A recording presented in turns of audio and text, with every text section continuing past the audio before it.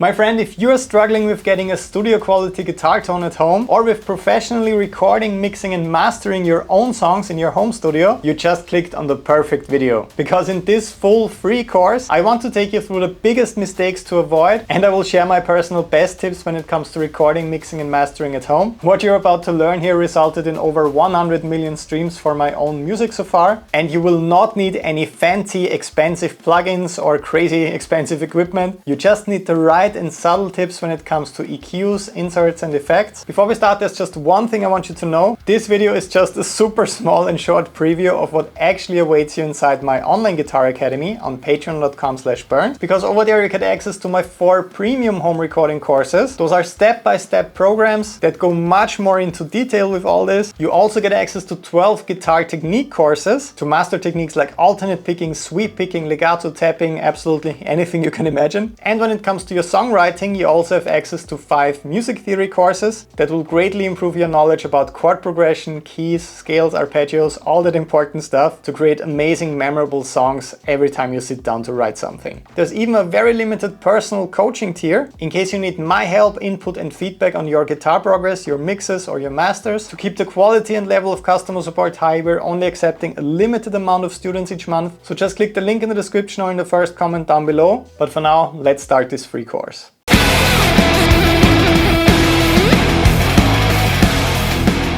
How do compressors really work? How does EQ really work? How can you mix and master professionally at home? And we have another really awesome coincidence. I'm releasing a new single next week, I think, called Waterworks, and I actually filled one of my older acoustic guitars with water.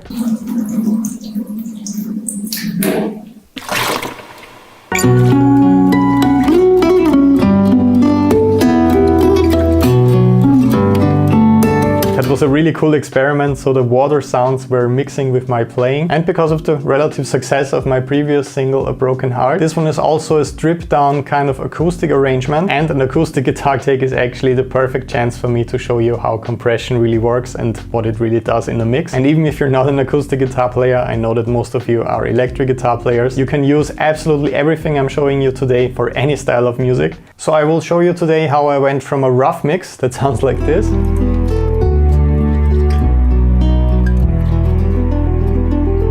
to the final master that sounds like this.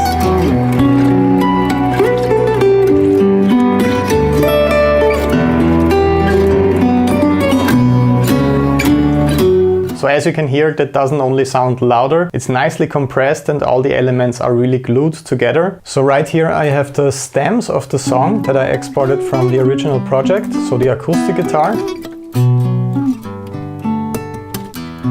Some additional rhythm guitars panned left and right.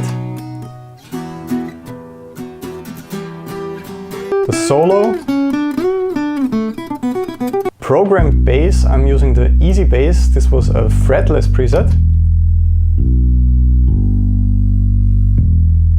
So a nice kind of simple bass tone. You don't really hear the plucking that much.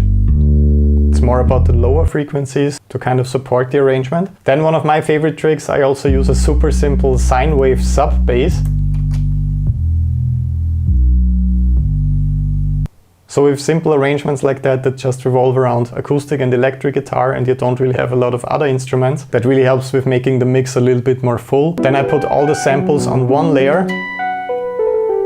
So to support the guitar, I had a harp preset, I think, and an effect piano. Then some strings, as you can hear, a beautiful cello. And on the last track, you just have some additional effect samples that don't do that much, like, yeah, just some nice details. So the source material is relatively good. I used a pretty nice Lewitt microphone to mic the acoustic guitar. But all together, doesn't sound that great. There are a lot of different things going on. When I started mixing, of course, I started with the most important element of the entire song, with the main acoustic guitar take. So right here, that's the EQ that I used for the acoustic guitar. So as you can see, I usually start by rolling off the low end, because anything under 50, 60 Hertz is not really useful harmonic information. It's just mud in your mix and you won't be able to hear it anyways. So I start like that, just with a cut right here. Yeah, and then you could already see that right here I found a frequency that really doesn't benefit the sound of the guitar, and it's this one. Yeah. Maybe you could hear it right here with the lower notes. And when I look for those with acoustic or electric guitar around 100 or 200 Hertz, I always go for a narrow Q factor, and I really drag it up like this to hear and to find that frequency that annoys me.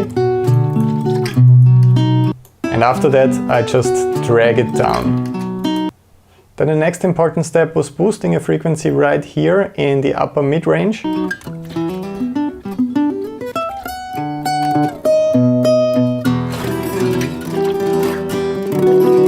This one that kind of complements the body of the guitar a little bit. So whenever I want to boost an entire frequency range, like the upper mids for example, I go for a wider Q factor just like that. So I'm not just boosting one frequency or cutting one frequency like 124 Hertz. Right here I'm just going for a broader push to accentuate the body of the guitar. So as you can see, there aren't really any huge moves with the EQing. You probably won't see me doing anything like this, for example. At first I tried to identify the really boomy frequencies that are kind of bad for my guitar tone and for my signal. Those are usually at around 100 to 250 Hertz, and I cut them just like I did it right here with the second frequency band. And then depending on the guitar tone, I find other broader frequencies to boost or to cut a little bit. In this case I just wanted the acoustic guitar to be really transparent and to kind of shine in the entire mix so that you can hear all the details. That's why I boosted around 3.4 kilohertz right here. But to avoid a sound that's kind of unpleasant or too sharp, I was using a high shelf EQ right here with the 8th frequency band, kind of similar to the low cut, so I'm just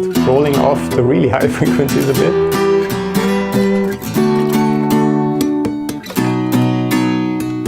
So if you don't listen very carefully, maybe with headphones, you won't hear a big difference. But with mixing and mastering, for me, it's all about adding more and more layers. So I don't really have huge moves with one EQ, and that's all I do for the track. And up next, the most important thing when it comes to acoustic guitar or also clean guitars in this modern kind of math rock style, compression. So listen to the guitar without compression.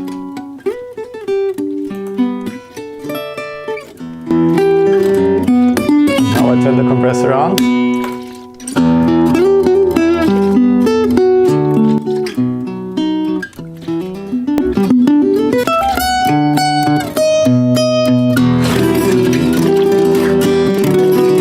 So pretty big difference, I'd say. In case you're new to all of this, compression simply evens out the signal and my acoustic guitar playing. So the really subtle and barely audible dynamics get much louder, and you don't always have those huge drops in volume all the time. So it sounds much more professional right away, because that's what you're used to hearing. And the way I'm doing this is I'm simply adjusting the threshold first. So as you can see, the compression isn't doing much right here. So I want it to be lower. So right here, for example. And then I'm also adjusting the ratio like this. You can see that the compression is working pretty hard. And at the end I have to adjust the gain, of course, to bring up the volume.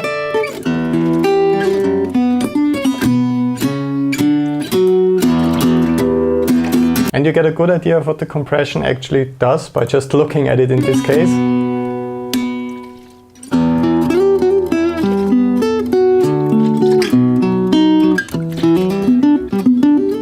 What you have to be a bit careful with is the attack right here. Sometimes a really fast attack can swallow up all the transients and it will sound overcompressed and a little bit weird. So it's kind of weirdly pumping. So I adjusted it right here.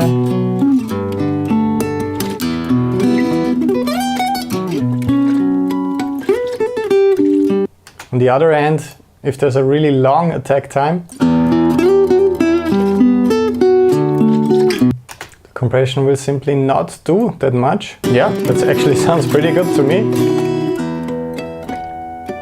In case you're wondering, you can do this with absolutely any compressor plugin, but I recently got the Waves Platinum Plus bundle, I think it's called. It's a subscription model that allows you access to some really cool plugins from Waves. So also the reverb you can see here at the end of my acoustic guitar bass. Once again, you can use any reverb, but especially with acoustic guitar, this really helps with making it sound a little bit more magical, so to say.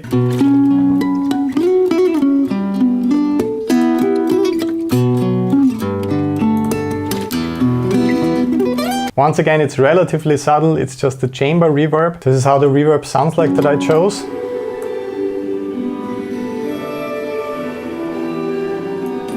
And I brought it down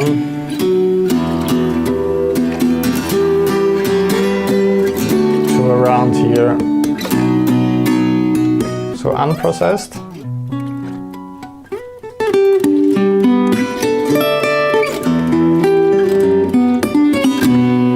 So as you can hear, the most important thing also with clean guitars when I'm recording at home is the compression. When it comes to mixing and EQing solos, you can always bring them out a little bit more in the mix by boosting the frequency at around 1.5 kilohertz a little bit. So once again, with a bit of a broader boost like this.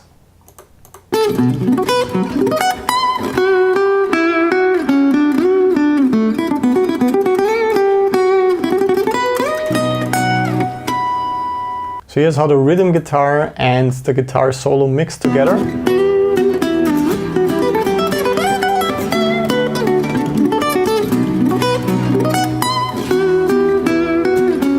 And this is how the bass plugin sounds like unprocessed. Once again, it's the Easy Bass plugin with the fretless preset.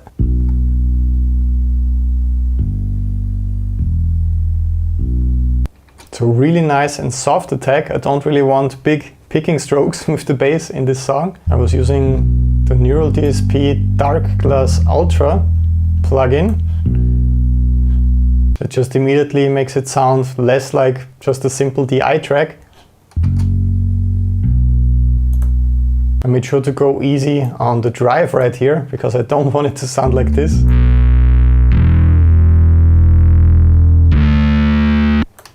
That would probably sound really cool for a metal song, and we will mix one of those in a couple of months for sure if you vote for it. But right here I really just want the additional warmth of this plugin. Then, you probably guessed it, some compression.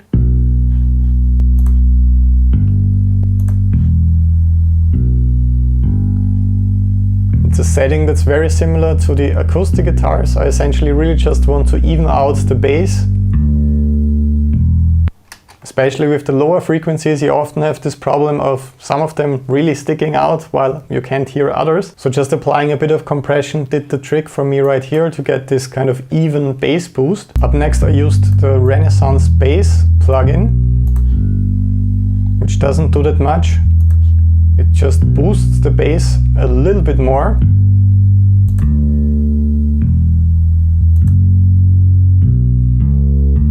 So with the next step, I just did some EQing. Once again, rolling off some low end, but boosting the bass a little bit more.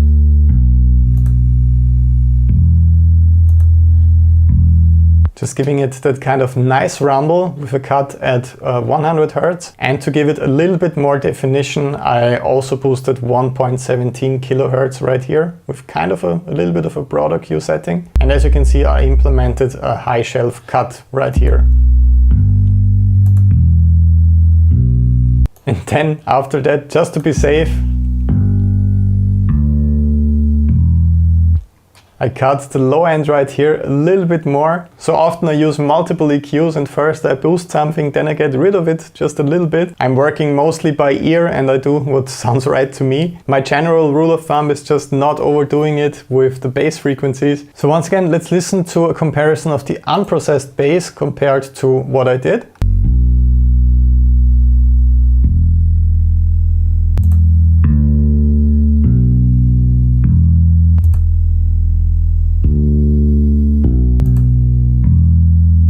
So it sounds much more controlled and also defined.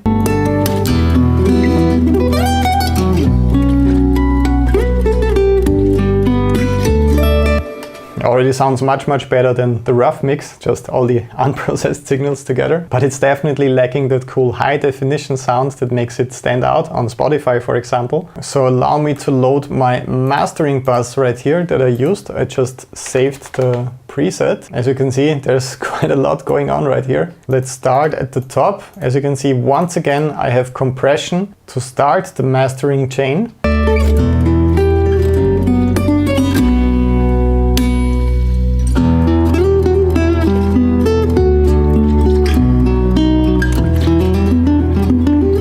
Once again, a really subtle move, a subtle change. I always try my best to pay the attention that the threshold is always between 0 and 3 and not at 6 or even at 12. So just slight compression with an attack that's not that fast, so I give the composition a bit of room to breathe. Ratio at 3, similar to what we did with the other compressors.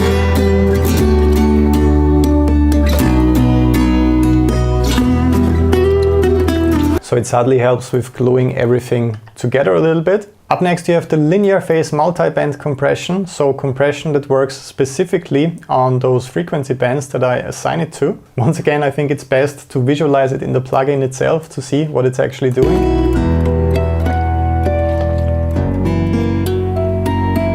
Yeah.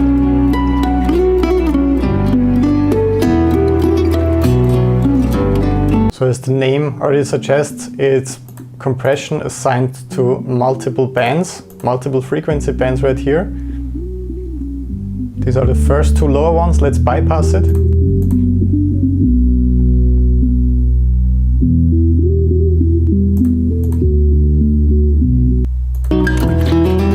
Then you have the mid-range.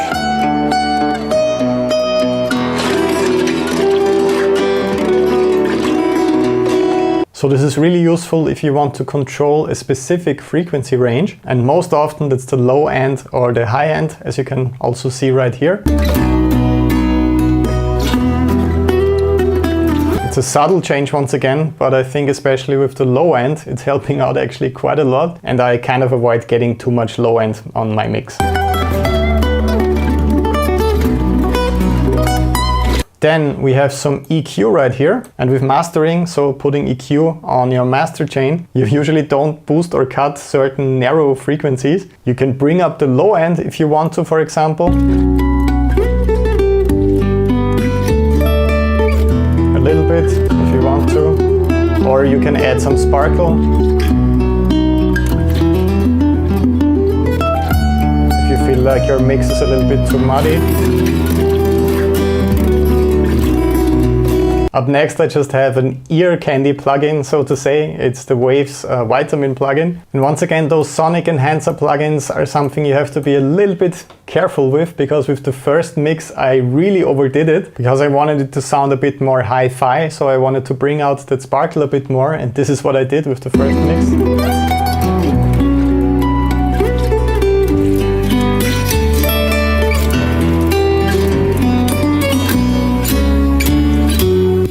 So at first that sounded really great for me. That often happens when you push the higher frequencies. It sounds more defined and more hi-fi, but it kind of got exhausting to listen to it because the acoustic guitars are already compressed and there are just tons of notes. It starts to sound thin and I didn't like the sound that much anymore. So I brought it down.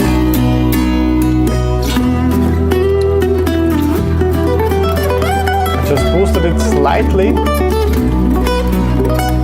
So just a really small move right here. You will see that when I turn on and off the entire mastering chain, that there's a huge difference in sound, but as I said, with the individual plugins, the difference is often very subtle. Up next there's the tone-centric plugin. This is another one you have to be careful with. So this one and the previous one are definitely not must-haves. Those are the kind of ear candy plugins. It's a harmonic enhancement plugin as well, and it's supposed to give you this rich analog sound and feeling.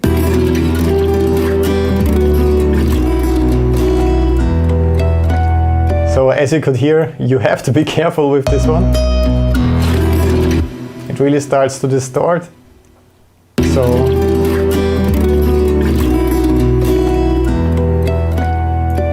that's a super small move that most people probably won't notice. I just have a lot of fun playing around with all of those different things. But the next thing is actually quite important. Sometimes it can really help with gluing things together if you just have a little bit of reverb on the mastering chain at the end. It's a little bit controversial and it probably doesn't work for a super dry and tight metal mix, for example. But in this case, just a little bit of reverb, once again not the oil can or cathedral reverb, just helped a little bit with gluing things together, and it also fits this kind of magical atmospherical sound that I was going for. So once again, a really subtle touch. This is the reverb sound that I chose. So you can hear it if you dial it up to 100, of course. But I went down to around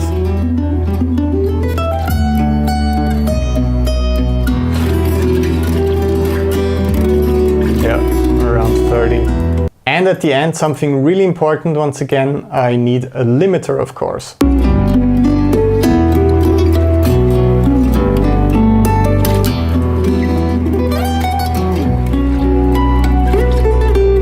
So that's something where you can hear a big difference immediately, right? So that one pretty much gives me the power and extra gain and volume that I need to kind of compete with what's going on Spotify, for example. So if your track is in a playlist and in between two really loud songs, probably not gonna work out. Once again, I don't want to push it too much. We all know about the deaf magnetic memes and the loudness wars.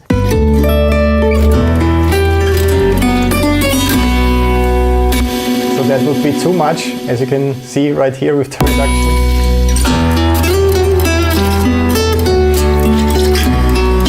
That just kind of gets exhausting to listen to. It's also really compressing and pushing that reverb that you can hear. So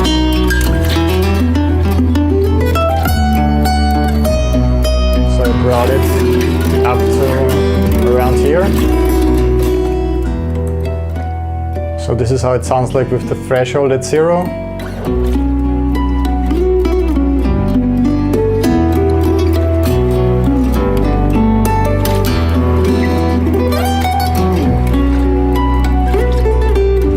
That works pretty great for me, and once again it just glues everything together and it sounds loud and still nice. So here's how everything sounds like without my mastering chain.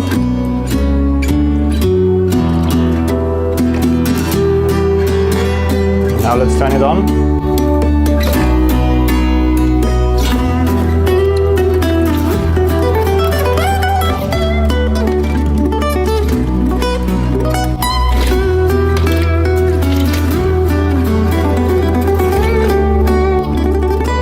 Yeah, you just have much more definition and clarity. My friend, just a quick reminder, if some of this is moving a little bit too fast for you at the moment, you can get the full experience with my premium home recording courses in my actual Guitar Academy on patreon.com/burned. These courses take you step by step through the most important methods and fundamentals of mixing, mastering, and of course recording. You will also learn about songwriting, sound design, the most important guitar sounds, plugins, absolutely everything you will ever need to create professional sounding music at home. As I mentioned at the start, there are only a couple of limited slots this month because we want to keep the quality of customer support very high. So just click the link down below, patreon.com/burned, see if there's still some space for you this month. I'm waiting for you over there, but for now, let's continue with this free video. Does your tone suck? Or in less offensive terms, were you ever unsatisfied with your guitar tone when you were practicing, recording or playing, especially at home? Those are the exact questions we want to answer today. So we prepared 4 awesome topics that will take your guitar sound to the next level right after watching this video until the end.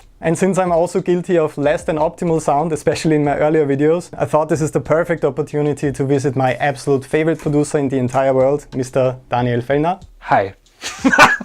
So let's take our guitar sound and recording skills to the next level right away.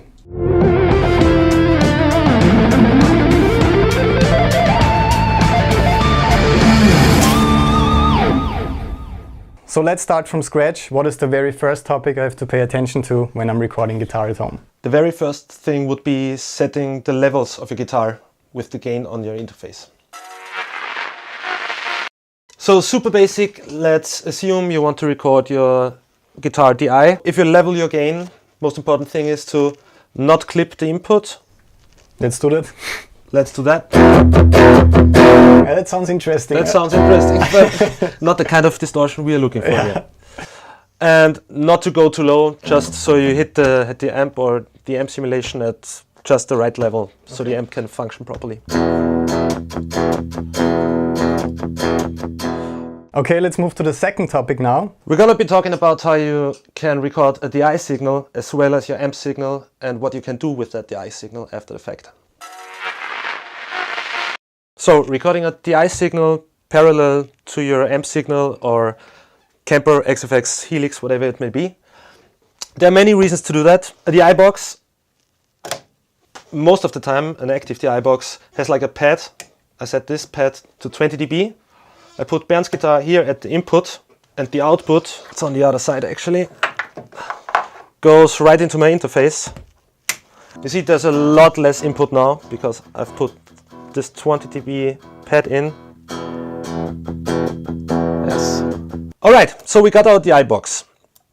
Now I got two channels set up right here. One is taking the input from the DI box and one is connected to my Kemper. On this DI box I have an input where my guitar goes and I have a link output which is sending the guitar signal as it is back out of this output, and I connect that to the Kemper.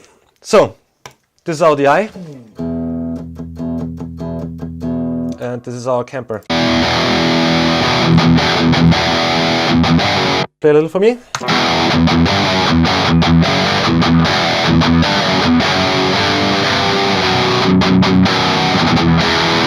Thank you very much. So now I got this amp signal here and this DI signal here. There are several upsides to recording a DI signal. First and foremost, you can always reamp it if like at a later stage it turns out you don't like your sound after all. I find it very useful to find mistakes in your playing, because at like very high gain stages it's very hard to really clearly hear. Also where the accents are falling, you can see. Yes, you can absolutely see if you're right on the grid. A DI track is a very good thing, very handy thing to have in almost any case. Okay, so now let's move to the third topic. Things are getting really interesting right now because we're going to be talking about sound. We're going to go over how you can quickly dial in the sound with your amp simulation or modeling amp. Alright, dialing in a tone, that's the juicy part. What's going to be the end result of your recording? If it's going to be just guitar, you might have a different approach than if it's going to be in a mix with drums and bass and keyboards and pan flute. I guess most of the time it's supposed to sit in a mix, and that's what we're gonna look at. But also it has to sound cool on its own too. Ist ein zweischneidiges Schwert, weißt? So we're gonna look at the basics of dialing in a tone. In this case, with an amp simulation, the most common mistake I see is people using way too much gain.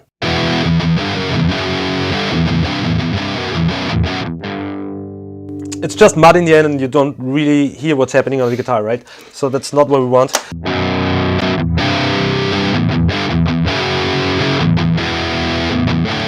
That might actually be enough for me. Really? Okay. We're also going to use an overdrive pedal. I don't use this overdrive pedal to really distort the signal coming in. I'm leaving the gain at 0. I'm using it as a pre-EQ, more or less, to make the DI signal sound more compact and direct. Just tightens up the sound a little bit. The next mistake people make very often is scooping all the mids. An old story, but play a little.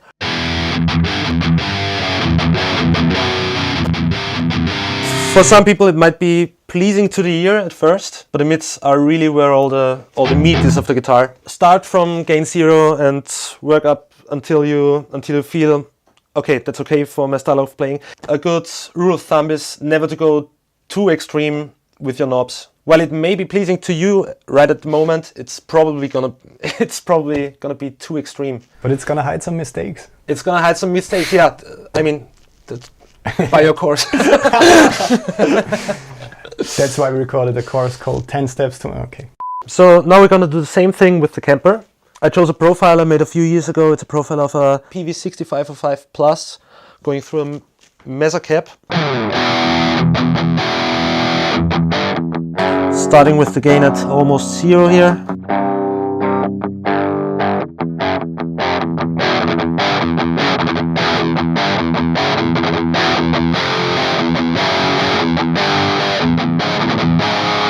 Same trick, we use a simulation of the tube screamer.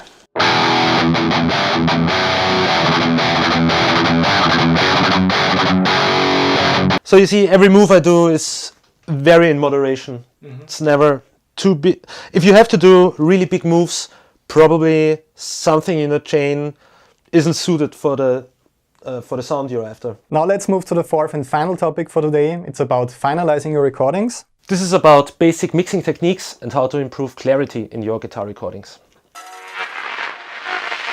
At a mixing stage, it's important that the lead guitar sounds different from the rhythm guitar sound. Otherwise, it's very difficult to have it cut through in the mix. So what we did here was record the same part twice. For some, this might be absolutely obvious, but I'm gonna say it anyway. This is not the same as just taking one recording and duplicating it. This sounds like this.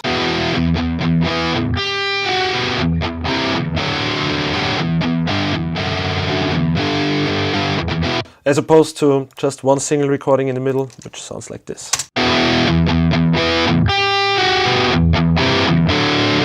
Okay, let's record some lead. All right.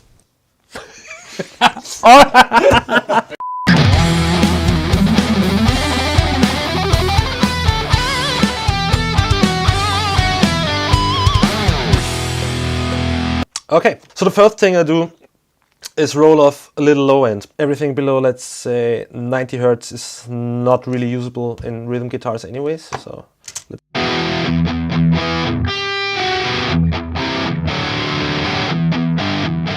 So now I hear a little spike right around that area where it gets a little boxy and... Okay. Do you also see that on the EQ? You can also see that, but it's preferable to do it by ear actually, because a lot of the stuff looks wild, but is actually necessary for the sound. Okay. That EQ has that great feature, you can listen to just that frequency. This is what I'm talking about. So as you can hear, that's not really necessary for our sound, I guess. Gonna dial it down a few dB. There's a thing called, by some, called mirror EQing, which can help you let your lead guitars cut through the mix. We're gonna need to find the frequency where the lead guitar really speaks. I'm gonna show you what I mean by that.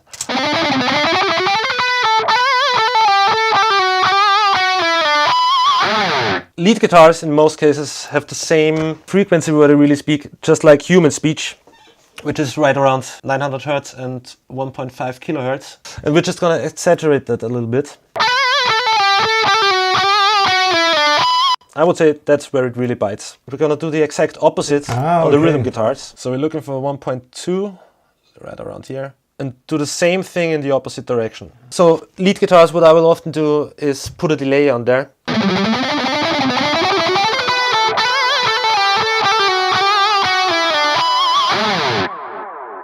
So right about there is the sweet spot for me.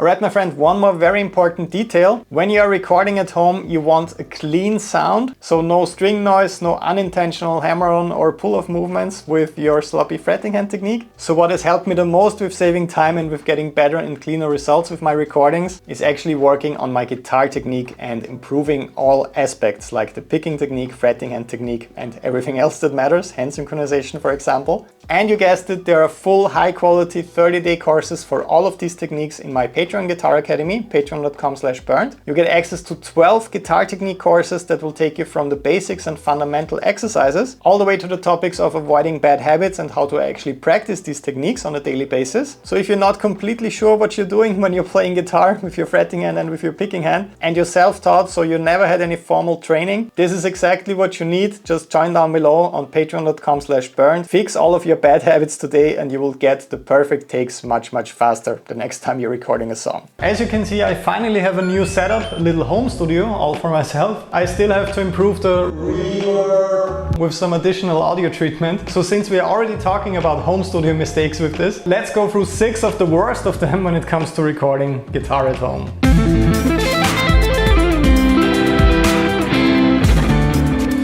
I'm sure you were really frustrated at some point with the quality of your own recordings. Or maybe you don't even know where to start since you don't have any equipment yet. So one of my personal biggest mistakes was not getting a proper USB interface right away. This is pretty much the most essential thing you will need when you're starting out, because you probably want to connect your guitar to your computer or laptop somehow. And this sadly doesn't really work out that well. When I started out, I had a really cheap interface and don't even remember the brand name anymore. So when it was time to record my very first guitar track for a professional studio job at home, the producer told me that the DI tracks that I sent had a weird buzz on them. And that unwanted noise was of course greatly amplified when he was reamping all of my signals. In the end, he basically told me to record everything again from scratch. And I still have nightmares about that production. So guys and girls, please be smarter than me. Like pretty much everybody else, I'm working with the Focusrite Scarlett 2i2. I even recorded most of my new album Elevation with it and went into the studio with the DI tracks for reamping and mixing. Pro tip number 1. If you want something fancier, my producer recently recommended the Universal Audio Apollo Twin Mark II. This one also comes with tons of awesome plugins as far as I know. But if you're just starting out, I don't really think that you can go wrong with this one.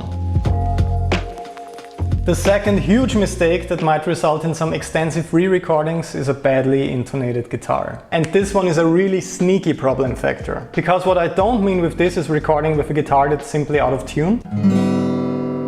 Beautiful. What this is all about is recording with a guitar that's not intonated properly. So while your open strings might be perfectly in tune, the notes you are playing and fretting are slightly sharp or flat because the guitar isn't set up correctly. The devilish detail right here is that you might not even hear this when you're just working with this one guitar. But as soon as you start adding other instruments like bass or samples, you will notice that something is terribly wrong.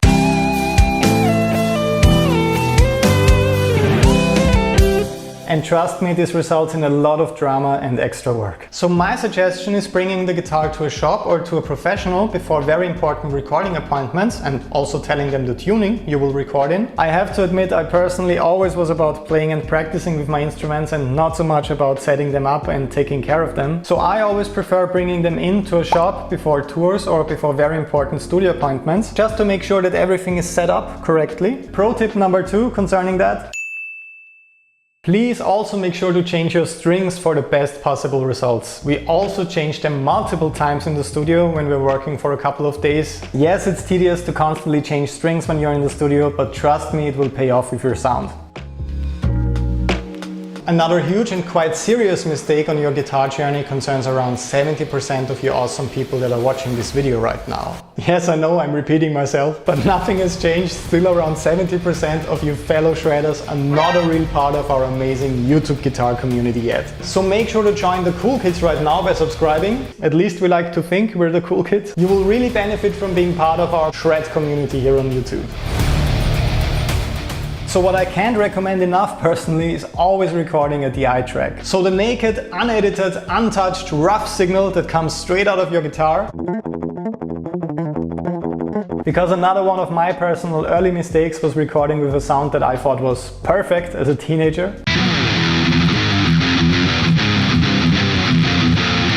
And then the producer of my first band told me that it's absolutely terrible. And he made a couple of good points. Way too much gain. Why did you scoop the mids that much? There is zero clarity with this tone. All I can hear is why did you record 4 lead guitar tracks that all do the exact same thing? Oh, somebody told you about quad tracking, right? Yeah, thanks a lot for that constructive input. So when you always capture that raw DI signal, you can give your producer a lot of freedom to reamp it and to change the sound after the recordings. This is so awesome because you can leave open all creative options. An aggressive high gain part might become a crunch channel section, or a beautifully arranged and planned clean part might turn into a fuzzy distorted mess. So if you are working with a Kemper or any other modern or classic amplifier, you can still record your signature sound that you really like, and you also simultaneously simultaneously record a DI track of what you're playing. That way you can still send over your preferred tone for the part, and in case it doesn't work out in the mix, you still have the possibility to change it afterwards. I show you exactly how to do this in the home recording course that I published on Patreon that I will talk about in just 1 second. But first, pro tip number 3. When you're dialing in your input levels, make sure to check them with your heaviest picking strokes or accents to avoid any clipping. So that would be too much. Better safe than sorry, you really need a good and clean signal for any kind of further processing in the studio. Now, if you still don't know where to start with recording your guitar at home, with mixing and mastering your own songs, with EQing your takes, with effects and all of that stuff, I recorded a full 30-minute home recording online course just for you with Austrian multi-platinum producer Daniel Fellner. This one is available for all members on Patreon, and you will learn how to easily dial in your perfect guitar tone, how to EQ and process your takes, how to mix your own songs, and much, much more. As always, the link is in the description below and pinned as the first comment. Yes, this one might sound a bit boring, but it's incredibly important as well. So when I started out, I really didn't care about that tedious last step, exporting my files, my songs and my demos. MP3 is what I knew by name. Back when I was young, I still had an MP3 player. Most of you won't even know what that is. I even had a Discman. Yes, I know I'm getting old. So I really didn't know about the differences with all those formats and if it really matters that much. Turns out your producer won't be happy when you send him or her a heavily compressed MP3 file. Of course, I also learned that the hard way. So before you start exporting hundreds of files, make sure to ask what's preferred. Most of the time it's an uncompressed WAV file, 24-bit, 48 kHz or 44.1 kHz. So don't mix up all kinds of different settings when you're exporting your files for your studio production. It will drive your producer or engineer crazy, and of course it costs a lot of extra time and work. Pro tip number 4 concerning this. Always make sure to bounce your tracks with the exact same pre-count to make things really easy for the studio. If you just place your locators randomly with each track, it will be very tedious to arrange all the different tracks correctly. If you always leave 2 or 4 measures, for example, the workflow of putting the projects together will be really easy, and your producer will love you for small details like that. Attention! One detail that can really ruin your high gain tracks is if you constantly have open strings ringing through, especially when you're shredding. We looked at a lot of really helpful exercises to fix technique mistakes like that with your playing, but it does take quite a long time to adjust your technique and to correct bad playing habits like that. So if you're not quite there yet and you still have to deliver clean and perfectly executed tracks, I can really recommend using a fret wrap for your recordings. If you don't have one, you can also just use a cloth or a sock. Please just make sure to wash them first. In my personal opinion and experience, it's not that good to always practice with a string dampener, especially if you want to learn how to play without one at one point. But for recording purposes, it's perfectly fine. You will get a much cleaner signal, and the clarity of your sound and takes will really benefit from that, of course. Pro tip number 5. I always really liked the Groove Gear fret wraps and used them quite a lot over the last couple of years. Nowadays I mostly use them if I have to record tricky tapping parts that don't allow me to mute the other strings with my palm, for example. Your DAW or DAW or digital audio workstation is where you record, mix, master, produce and so on. When I started out, I made the mistake of saving money at the wrong places, and I worked with a free program that had tons of limitations, from export settings to recording quality to effects and so on. I'm quite sure that things have changed by now and that there's a lot of awesome free recording software out there. Make sure to comment which DAW you are using at the moment. So anyways, what made a huge difference for me is upgrading to Cubase at some point. I currently work with Cubase 11, and once you figure out your personal workflow, you will have a great time recording every day without any limitations and in professional quality, of course. Pro tip number 6. Spend just a bit of extra time on research and try to find the program that's best for you and your personal needs. Most people I know work with Cubase, Logic or Pro Tools.